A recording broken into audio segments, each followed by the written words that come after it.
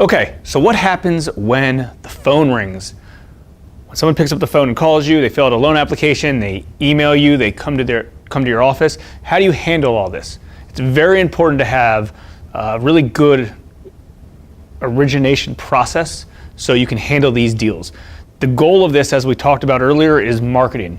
You need to be flooded with loans, flooded with inquiries, flooded with people that want to borrow money that you have or that you control. So how do you get through this? Now, this is a very interesting concept because the hard money lending business is very different than everybody else, than most other businesses. For instance, you need to have a sales hat, an origination hat on the front end, but on the back end, you need to have your underwriting hat on. And we're gonna get to underwriting in a video or two coming up soon.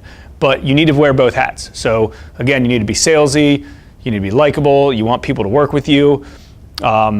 But at the same time, you need to have underwriting on at the same time, your underwriting hat. So how do we do that? So obviously, when deals come in, time is money, you need to get on the phone with these people immediately. If someone fills out a web application, you cannot call them back tomorrow. You have to call them back today. If not, they're going to look for money elsewhere. So if someone fills out an app or they call you, typically, and I'm gonna do some call scripting later, so you're gonna see exactly what I do in a few different situations, but either it's a winner or a loser very, very quickly, right? It's either someone you can help or someone that you can't help. And you gotta ask them a few different questions. So for instance, the phone rings and I'll be like something like this, and I'll do the whole call scripting a little bit later in this video, but it's, hey, this is Jason at Harmony Bankers, how can I help you? Hi, this is so-and-so. I'm looking to buy a property. Great, do you have the property under contract yet? Remember, it's either a purchase or a refinance. Do you have your property under contract yet? Not yet, I'm just looking for some information. Okay, great, no problem. Happy to give you some information about how our program works. Just keep in mind that everything is unique to the property. The property is the most important part. The collateral is the most important part. So until they have that in play, you can't give them really firm numbers, but you're just in the collecting phase. So you're trying to get whatever information that you can related to it. So no problem, I'm happy to help you out. Just let you know I'm not gonna be able to give you firm numbers until you have a property in mind, but in general, we can lend up to 65% based off of the after repair value, minus the construction cost, 65% minus the construction cost. Now you do what you want. You can, in your business, you can do 50, 60, 65, 70, 75, whatever you want. Would recommend not going any higher than 65.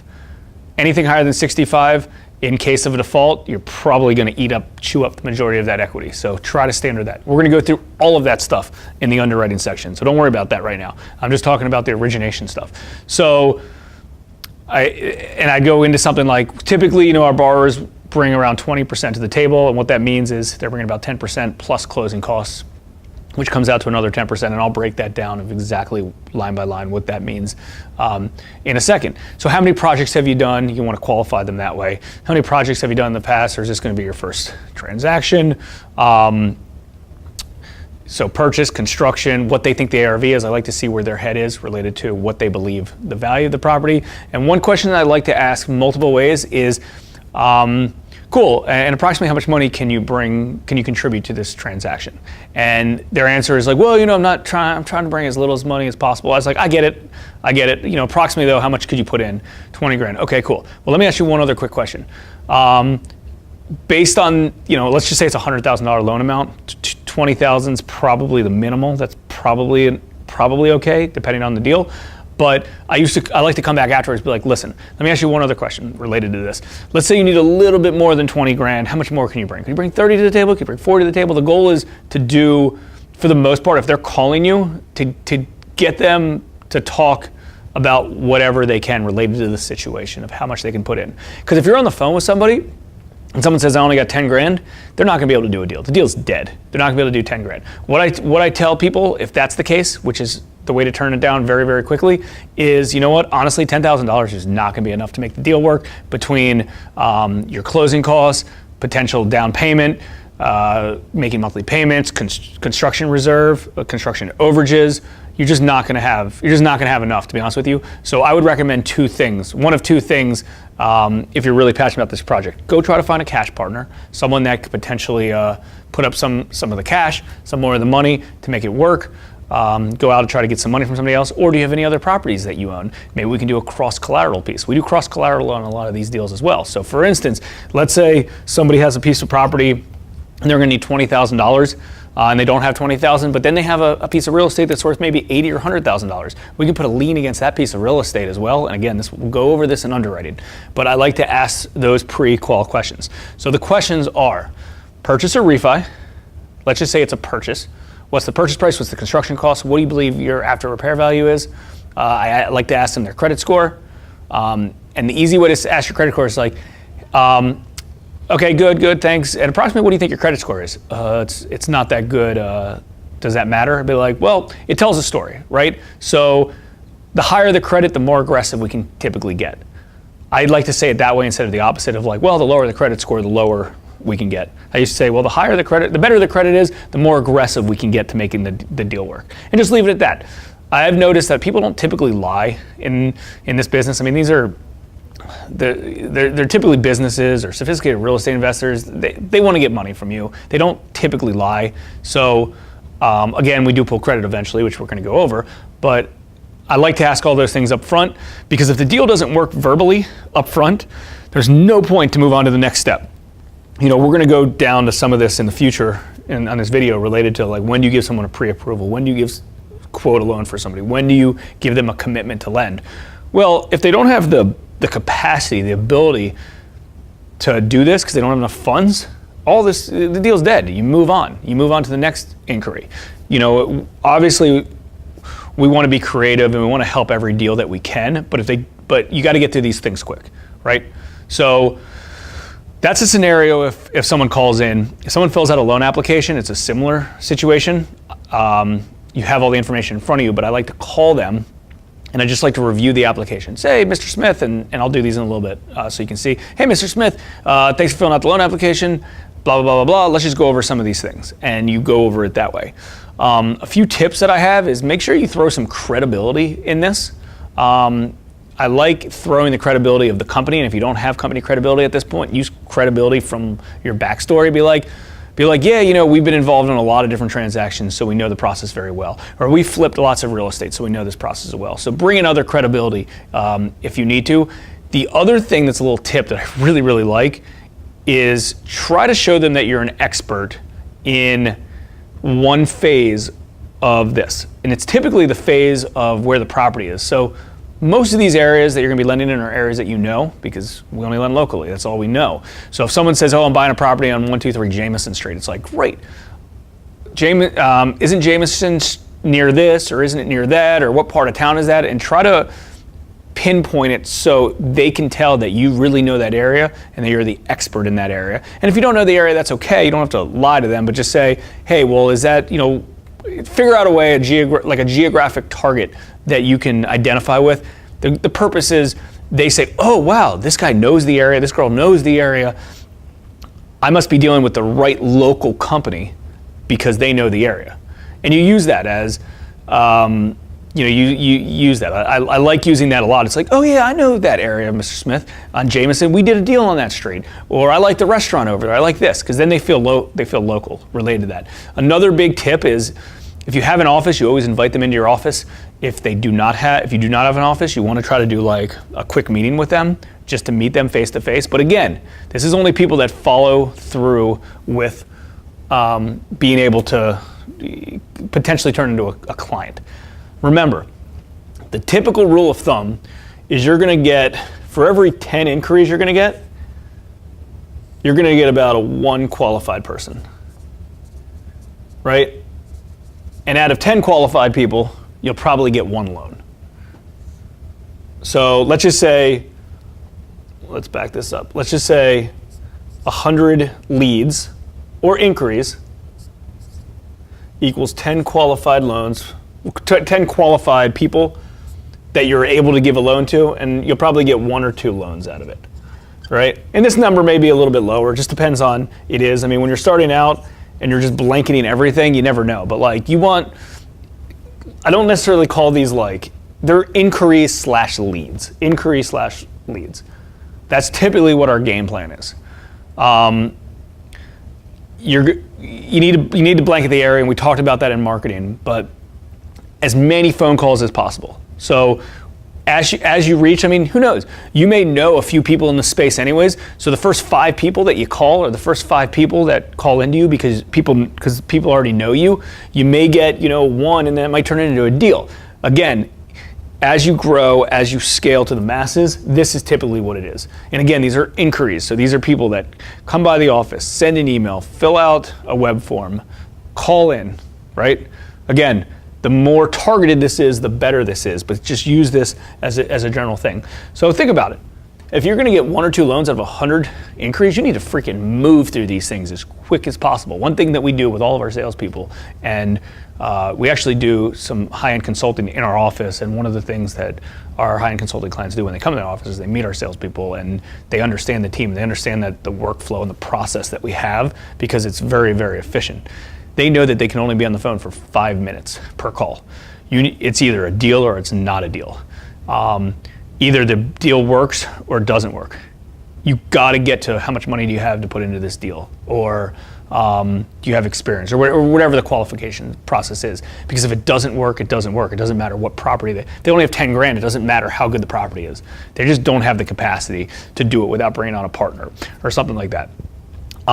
So obviously the hottest lead is, hey, I got the property under contract, I need to close later this week, or I need to close next week. How much money can you give me, right? That's the hottest lead to somebody who doesn't have any money. Now there are a lot of people that fall into the middle, and those middle people are okay, but you've got to have a process to make sure you can get through them quickly.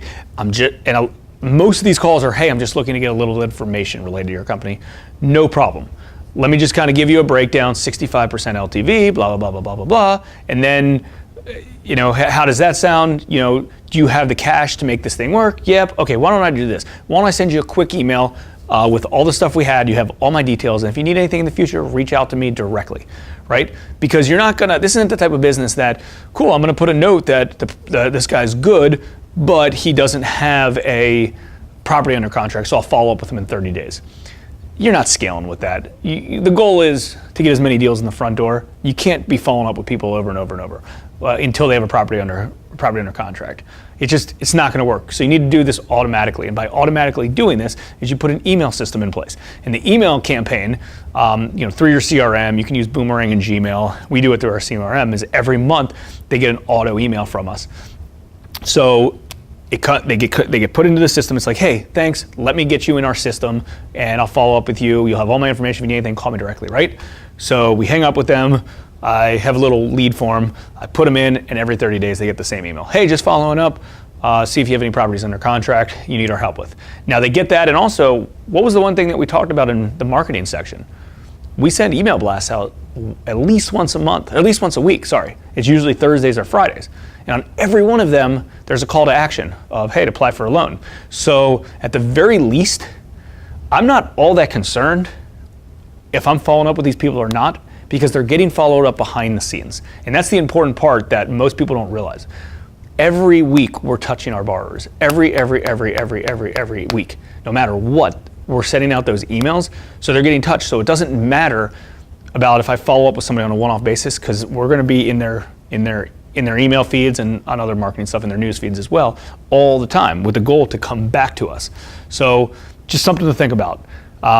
When we train salespeople that come in sometimes, and they come from other real estate industries or realtors or stuff like that, they're like, okay, cool, well, should we put a ticking system and should we follow up with them on a regular basis? Like, no, you don't need to follow up with them. It's automatic. It's automated. They'll come back when they're ready. Because you never know. They may never be ready. They may come back 7 years later. So just think about that. Our goal is to get as many people in the top funnel, the top part of everything, and just have leads coming in over and over and over, and then they'll get followed up with behind the scenes, so we don't have to follow up with them on a regular basis.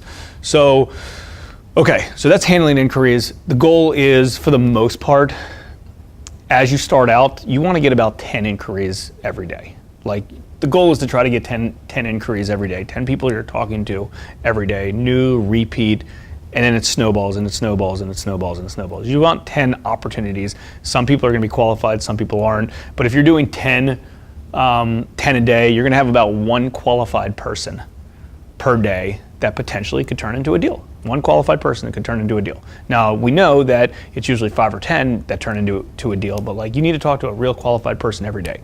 That's important. So that's what the marketing machine's for. Okay, customer service. Now I'm gonna go through this pretty quickly. It's kind of common sense, but the old school hard money mentality is kind of like a banker's mentality. I have the money, I make the rules. That's wrong. You cannot have that mentality. I have the money, I make the rules. That's typically what everybody thinks. This business used to be older rich guys and girls, commercial bankers, people that just, they didn't have a customer service element to it.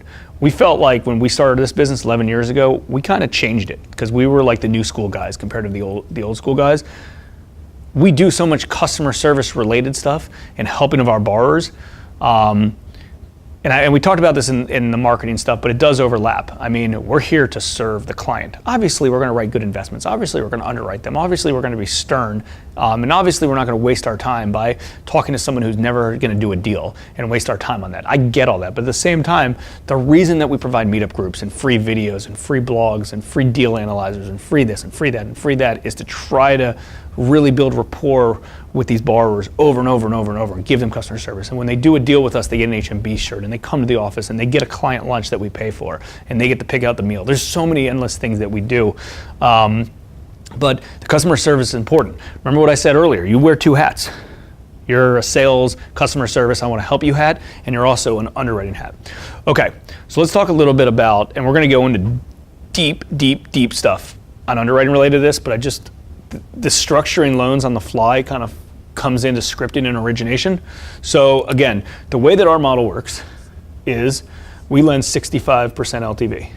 So if we have a $100,000 loan amount, 65% of that is $65,000. And typical rule of thumb for closing costs is 10%. We charge 13 and 3 or 14 and 4. Just use rule of thumb of 10%. Usually it's typically, especially on larger loans, are closer to about 8%, but we use the smaller loans is closer to 10% just because there's flat costs that no matter how big or small a loan is, it's a flat cost. So this is how you structure a loan on the fly. Someone calls you and says, hey, I'm buying this property. I'm buying it for, I don't know, $60,000. It needs $20,000 worth of work, and I'll sell it for $100,000, okay? Not that great of a deal, but whatever. So this is how you would calculate this deal on the fly. Say, hey, no problem, happy to help you out. Cool, so $100,000, we'll lend up to, let's call it 65% based off the after repair value, so like 65 grand would be our max loan, okay? So let's talk about this. I'm buying it for 60, price, I'm putting 20,000 into it, rehab, and I need closing costs. So our loan's 65%, so it's 65,000. So 10% of 65,000 is 6,500 bucks. So that's 6,500 bucks. So if I calculate all that out, that's 86,500, right? So that's the total of that. Okay? So 86,500. Now, if they're buying it for 60 plus 20, right? So if they're buying it for $60,000, and we can do, okay, so 8650, right? That's what the total all-in cost is, and we're lending them 65,000.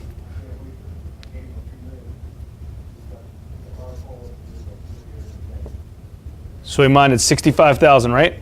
So that means he needs to bring the difference to the table. 86.5 minus 65 is 21.5. So that's their cash to close. And I'm gonna say this one more time just so you can follow me on this. Okay? I'm gonna say it so you can follow me, but like we'll go over all this in detail in underwriting. So someone buys a property for 60, it needs 20 in work, the closing costs are gonna be 6,500 bucks. That means their all-in cost is 86.5. We're willing to lend 65,000. 65,000 is 65% of that. The difference is 21.5. That's what they need to the table. So when you're on the phone with somebody, base it off of their numbers. Say, listen, cool, Mr. Smith, no problem, I understand. Based on the numbers you're giving me, you're going to need like 21.5. Now you can say I got to check with my underwriter and stuff like that, but based on your numbers, you're going to need 21.5. Do you have that? Can you work with that? If not, you got to get a cash partner or other collateral. And if they don't have that, there's no point. You don't need to give them a pre-approval. You don't need to give them a lending intent. You don't need to do any of that stuff, right? Because there's no point. They already have, they don't have the capacity to make the deal work. So that's important. Don't try to make something work that just doesn't. You have 5 minutes to get in and out of the phone calls with these people, so do it quickly and figure out exactly if they have the capacity to do it. And if they don't, it's okay. Shoot them an email, follow up. I like to shoot them videos as well of, like, we have templated videos that we do sometimes that say, hey, this is how our program works, sorry it couldn't work, here's some educational tools, here's some other resources, things like that. Because they may not be a deal now, but they may be a deal in the future. Cool? So that all makes sense. Okay, now proper expectations. Now this is everything on the fly. I'm doing this all on the fly. I've never even looked at the property. I haven't underwrote it. We'll get to underwriting. Like I said, this is just basing everything on the fly.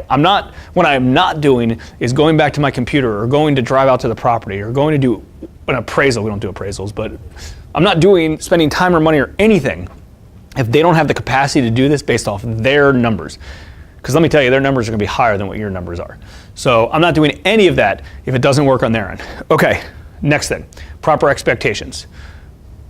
In this business, the number one, there's 2 reasons you lose a client. Number one, you don't close on time. So if you tell someone you're going to close in a week, you better close in a week. You'll lose that deal, you'll never come back because they're probably losing the opportunity. Or number 2, you don't do construction draws on time. We'll talk about construction later. So that being said, if you're starting out and all the capital's not secured yet, and you need to push these loans back further. It's nothing wrong with saying, hey, we'll close in 2 or 3 weeks, just to be safe. You can't tell somebody you're going to close in 3 days if you don't have the ability to. You have to set proper expectations with all of this. We try to do everything on like, hey, let me put this through underwrite, I'll get back to you tomorrow. If you're not going to get back to them until 2 days from now, don't freaking tell them you're going to get back to them tomorrow. Expectations are so important in this. Real estate investors are smart, they're on the move, they're quick, they're typically at job sites, and they want these things done quick. Time is money in that space. They're willing to pay you a premium to keep their life easy. And because you're keeping their life easy and you're not asking for all over the place stuff, they're willing to pay for it. So again, when I do all of these, this is like a 1 phone call. My first phone call is gathering all the information to make sure the deal works. My second phone call is cool. I just talked to underwriting. I just got out of underwriting, and this is what we can do. Either proceed or don't proceed type of thing. So like we're moving quick because the goal is to go through as many of these as possible. Okay, so let's go through some follow-up stuff real quick on all these. Let's say someone calls you for a pre-approval. Someone calls you for approval, no problem. I'm happy to give away any pre-approval. But let me ask you a few questions. Tell me about the transaction. I don't have a property in mind. I just want a blanket pre-approval. No problem. Approximately what purchase price you want to be at. I'm probably going to be around this price in this construction. Cool. Well, based off your numbers, you're probably going to need 30 grand. Do you have 30 grand? No, I don't have any money. Okay, you're not going to get a pre-approval letter. Don't drag your name under the bus. You're going to piss realtors off. You're going to piss banks off. You're going to piss sellers off if you give that to someone who does not have the capacity to do that. Because what's going to happen? They put the property under contract and they'll call you back and be like, hey, you ready to proceed? No, you don't have the money. You told me that. I'm happy to give everybody pre-approval letters that have the capacity, that verbally tell us. I don't need to verify it. If they verbally tell me they have the ability to get the money, I'll do it. We spit out all of our docs through our loan quoting spreadsheet, our Harmony Bankers origination software that some of our high-end coaching clients get and we've been using. You can use whatever you want. Back in the day, we used to use Calyx Point. If you're in the mortgage business, it didn't work great. That's why we created our own system. Just create templates, and we have some of these as well. They're just Word docs, and just cut and paste them or add the information we do it. So I'll give you a link to the Word doc, an estimation use of funds, which I'll tell you about in a second, and our lending intent. You just have to do them on a one-off basis. So you have to go in there individually and do that. So, okay, that's with pre-approvals. Let's say, and we're going to jump, let's just say the loan's been underwritten and then it comes back to you and you're ready and you know what the numbers are. Let's just say these are the real numbers. Then what you want to do is you call them back and you say, Mr. Smith, got everything taken care of. This is what we can do for you. We can loan $65,000. You're going to need 21 grand cash to close. We'll be ready to close in 2 weeks. Are you ready? And if they say yes, if they say yes, then you're going to get them this information, and I'll tell you how to present this to them. If they say I have to think about it, chances are you don't really need to give them anything. unless they verbally, I don't like doing any hard work unless someone verbally agrees that they're ready to proceed. If they're not ready to proceed, I don't really like doing much hard work to help them. So if they're like, yeah, I'm just not going to, I just can't make it work, or the contract fell through, no problem. If they say, yep, I'm ready to proceed, this is what happens. I say, great, what I'm going to do is I'm going to send you our estimated use of funds and our lending intent. When you get that, please sign it and send me an email back with a ratified contract, your contact for your title company, your contact for your insurance company, a bank statement just showing me that you have enough money, cash to close, and what else we asked for them? And lockbox combo so we can get our inspector in there. How does that sound? Great. Okay, what I want to do is I'm going to take a credit card over the phone because we have to do our inspector. We have to send our inspector out there right now. What he's going to do is he's going to give us a quick valuation on the property, and he's going to just double check all your construction numbers based on your scope of work. Oh yeah, you got to ask for your scope of work too. Based on your scope of work to make sure everything's good. I'll get him out there in the next day or two, and then we can close as soon as title work's done, or however long you want to push it out for. Push out for is fine. Also, if they're buying in an entity, if it's a LLC, which is typically the case, you want to make sure you get all the LLC docs. I'll talk about that in underwriting, LLC or corp docs, because you want all that stuff, all those people to sign and personally guarantee if you can on those. But don't worry, we'll talk about that in underwriting. And then that's it. So let's say they pay for the valuation, the inspection. He gives you your credit card. You can send them a credit card link to do. We just like doing it over the phone because it's better. Just ask for it while they're there, ready to go, and the deal's committed. And then we give him the estimated use of funds that shows exactly all of this as a breakdown, exactly how much he has, plus a lending intent, which is this is how much we're willing to lend. This is the terms, based on whatever. We'll close on this date, and we like to sign it, because then we know it's a commitment. And I'm ending this section, I'm ending this section kind of based on, cool, they're committed to proceed because they made their payment, and I promise you, if they don't make a payment, if you don't get a valuation from them or a commitment fee from them, we actually do third-party valuations and inspections, but if you don't, we do them in-house, but we still have, we still pay for them. But even if you don't, you have to get a commitment from them. If they don't pay you a commitment, they have no loyalty to you. They will not close that deal. Out of close to 2,000 deals that we've done over the years, we probably haven't taken an upfront commitment or a valuation fee from, maybe 6 of them, and 4 of those did not close, or 5 of them didn't close, or maybe even all of them didn't close, because there's just no commitment to it. You need to get that up front.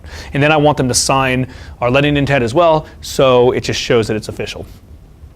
Cool, yeah, so that's origination and scripting. Trying to think what else I potentially missed on that. I know, this is a hard video to do because a lot of this overlaps with underwriting. And if you're just starting out, you're gonna be the originator and the underwriter.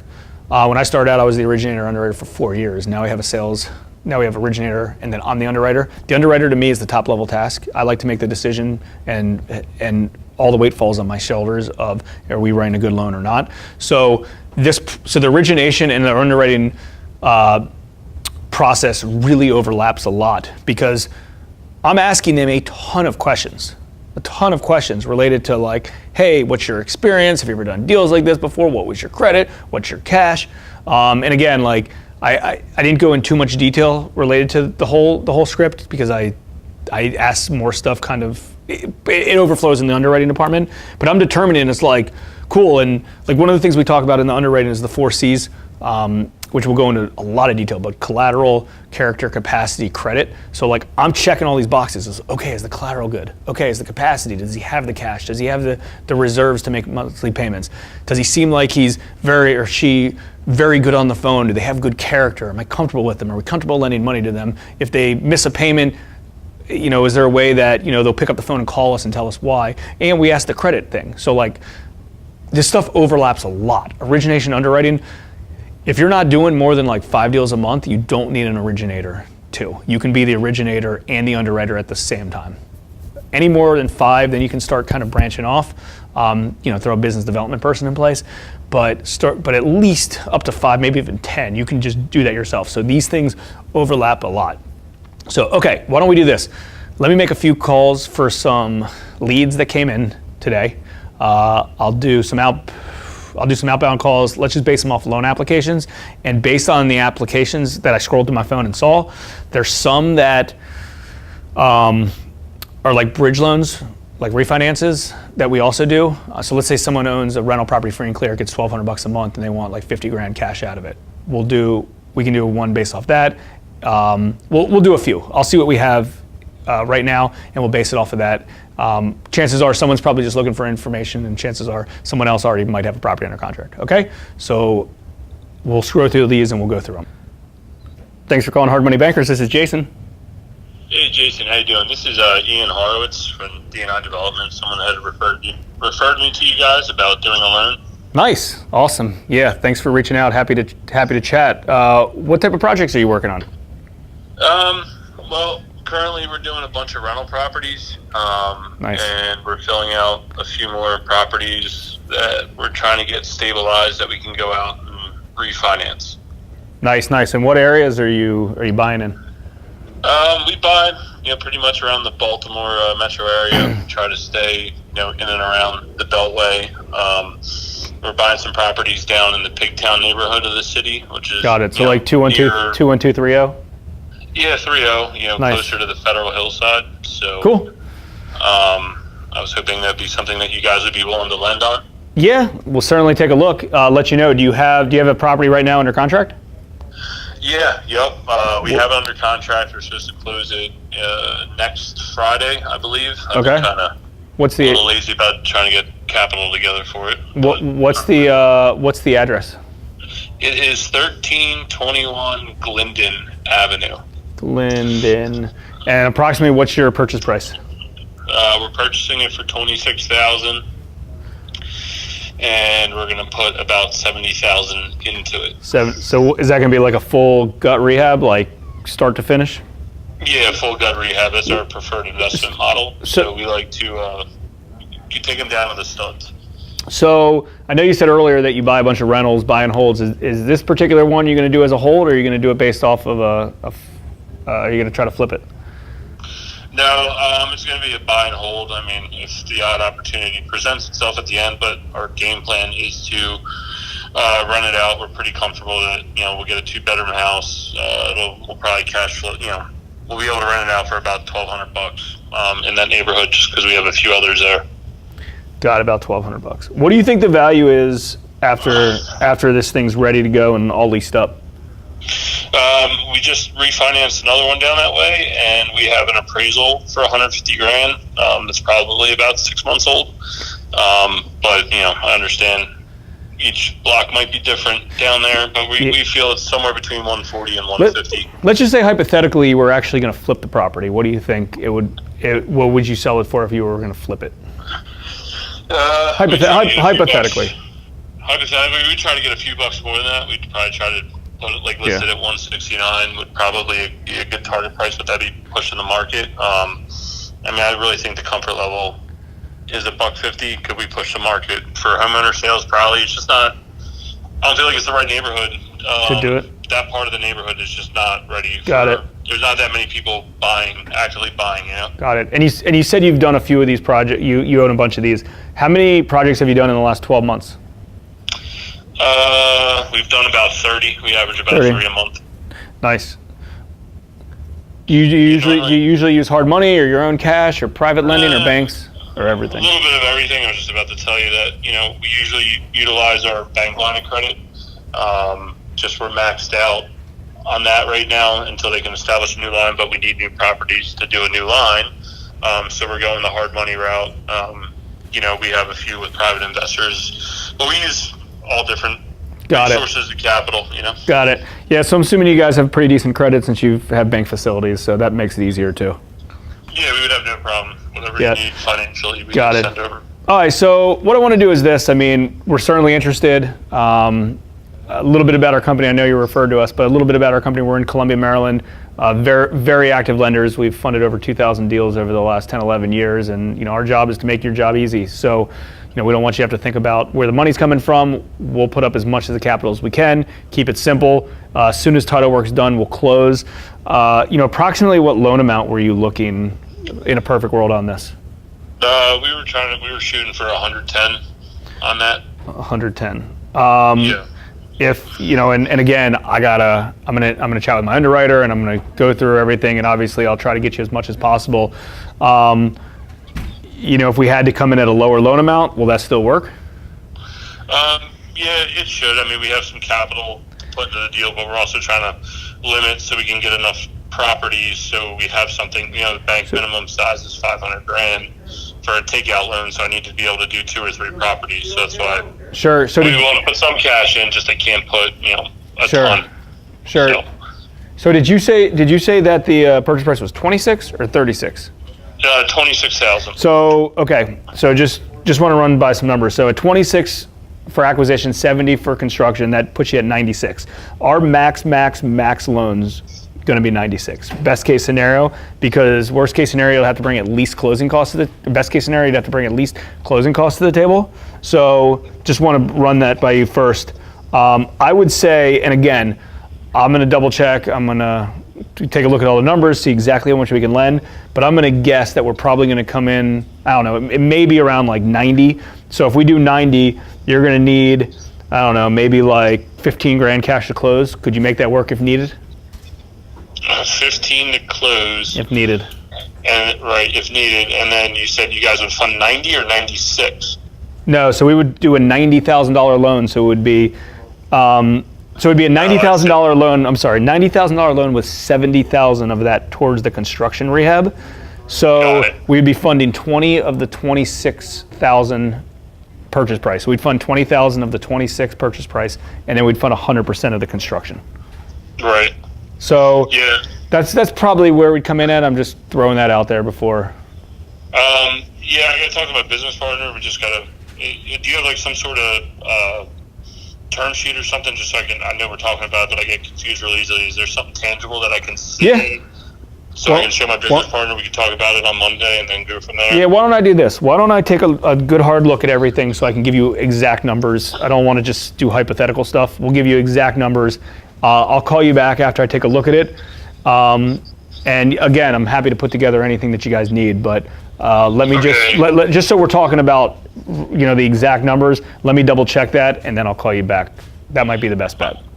All right, and if we're good to go, do I need to say anything? Because we're supposed to close Friday as far as I know title's in the right direction. Sure. Are you still going to be able to fund it by Friday, or should I ask for some sort of extension?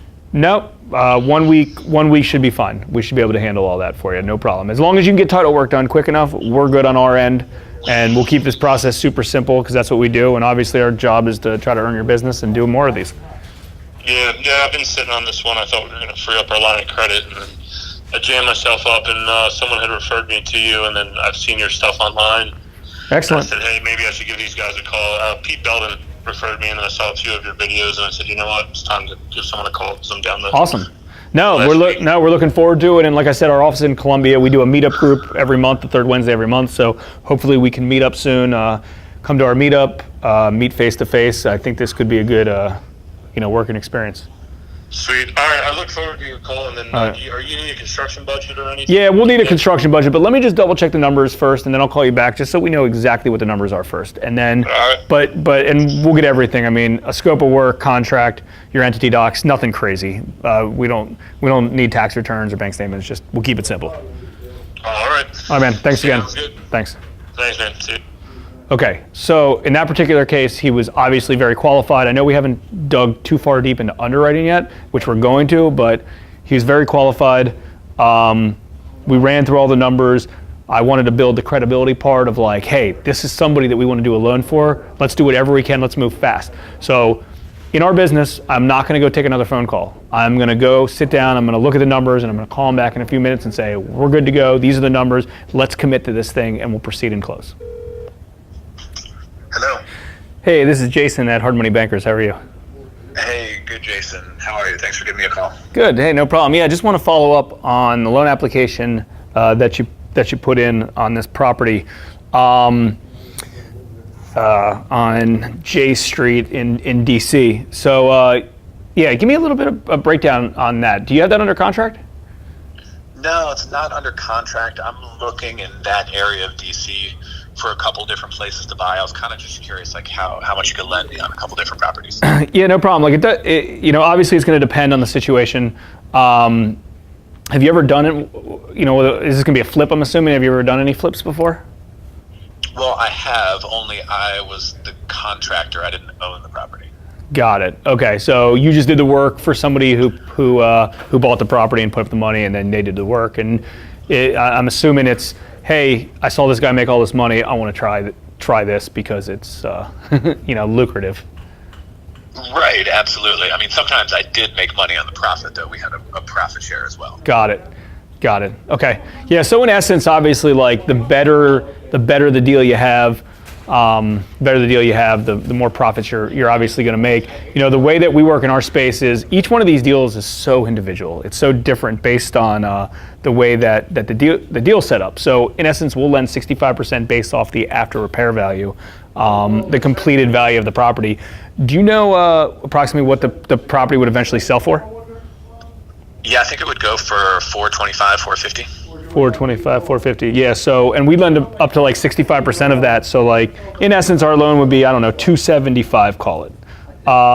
So, assuming you have any idea how much you could buy the property for? I'm not really sure. Maybe like 250. 250. Okay. And do you know how much the work needs? The construction? It's pretty beat up, but I think I can probably get it done maybe 60 grand. 60 grand, okay. Yeah, because I know a lot of guys in that space are spending about 100. Yeah, you're a contractor, so maybe you can get it done a little bit cheaper. But okay, let's just go off 60. I like to go off your numbers first, just to make sense of it. So, again, what the way this would be set up is we'd probably be able to lend, maybe like 275. 215 towards the purchase and then 60 towards the renovation. So you would need, 45, 55, maybe like 70 grand. Like which 70 grand cash to close? Is that something you can work with? No, I really wouldn't be able to bring that much. Okay, approximately how much do you think you could put towards the transaction? Probably about 25, maybe 30. Got it. Yes. So just to be 100% honest, that's probably not going to be enough cash to make it work in this price point. The rule of thumb is you'll need about, give or take 20,000 for every 100 grand that you borrow. That's just what it ends up being with closing costs and down payment and things like that. And that's tough in DC because everything's a lot more expensive. So with that amount of cash, you might have to be in a cheaper price point. So let me just go over a few other quick options with you. Some of our borrowers that are in this position, sometimes they get cash partners. Do you know anyone that can put up some money with you? Maybe. Yeah, possibly. Okay. So that's an option. The other option is, do you happen to own any other properties free and clear? No. Got it. Okay. Yeah, because cross collateral is an option as well. So, yeah, honestly, I don't want to waste too much of your time. I think that this is going to be tough just because there's just, unfortunately, just not enough cash in. You need down payment money. You need closing costs. You're going to have to make monthly payments. We all know that construction goes over budget, so that's something as well. So why don't we do this? I have your email right here. I would say the best part, the best next step would be, let me shoot you a quick email. You'll have all my direct contact information if you need it in the future. And if you get a cheaper property or a less expensive property in another neighborhood, or if you're able to maybe put up some other funds or partner with somebody, you'll have all my contact and reach back out to me, and hopefully we can do something in the future. This just might not be the best option as of now. Okay. Yeah, that sounds fine. I'll let you know what else I can put together. Cool. I appreciate it. All right, thanks. All right, thanks. Okay, so on this one that I just did, what did I say the magic number was earlier? 5 minutes. I cannot do a call for more than 5 minutes, especially if they're not going to turn out to anything. Typical turndowns I try to do around 2.5 to 3 minutes. This one took 5 minutes. And the reason I did spend the extra time and ask the extra questions is he did have cash. He had 20, 30 grand. It's not enough money to do on this particular deal because he was buying an expensive property, but he had some money. He had some construction experience. He dotted, he crossed a bunch of T's related to a bunch of the questions that I had for him. So I wanted to at least leave on a good note. If he was like, nah, man, I don't have any money, or I wish, I was trying to do this 100% financing thing. Again, I would push to figure out what resources he had. He did have some resources. So I wanted to kind of keep the conversation going end kind of on good rapport, tell them I'll follow up with them and what to expect next. So, that one worked. So that was a good little case study as well.